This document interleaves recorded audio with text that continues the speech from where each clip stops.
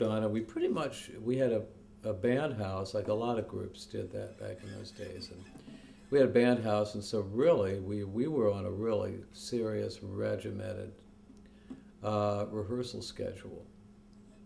We'd get up, and everybody eat breakfast or whatever and stuff, and then we would start rehearsing, like around noon, actually 12:30, because we had every band has their soap opera that they have to watch on TV before they rehearse in the afternoon, and ours is Mary Hartman, which is real popular then.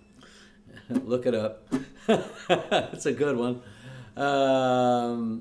And so we'd go down in our basement, and literally, actually, we'd sit in the living room with a strobe tuner, and we would actually sit there and practice vocals individually. And just, it was past anal retentive. It was like, if you ever sit there and sing into a tuner and try to hold a note while it's in pitch, and it's real tedious and boring, but it pays off in the end. And then we'd go downstairs and we just work on stuff, and we'd come up with material, and we would just do that. And then after a while of playing clubs and clubs and clubs, we got some people interested in us, and our managers, who were managing Head East at the time, they were in St. Louis.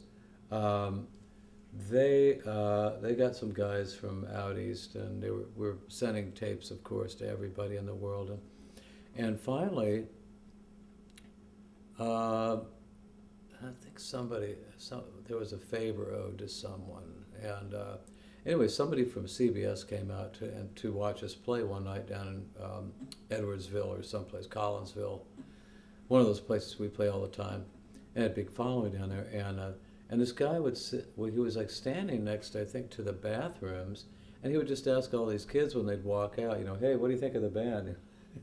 The kids probably thought, hey, get away from me. They probably thought he was a stalker or something. But, and these kids were just giving him all these real positive confirmations, and so they said, all right, we'll take a chance on these guys, and because they like the stuff. And it's a really long and ridiculous process of just trying to it's like trying to sell encyclopedias, trying to get a record company to, sign it, Anyway, so eventually, we did get signed, and we did the first album came out, and it did really well. I think it sold like the first year, sold like 100,000 copies or something, maybe. And but anyway, we just basically we would just do our normal rehearsal thing, and then we would just we would get all our material together. Then we'd go record it, and then we'd go out and we'd play.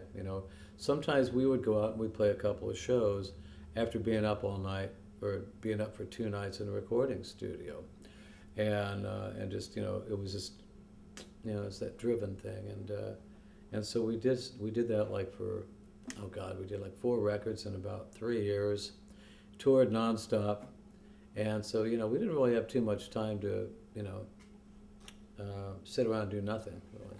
So we were together till around about we pretty much kind of just called it quits about 1980.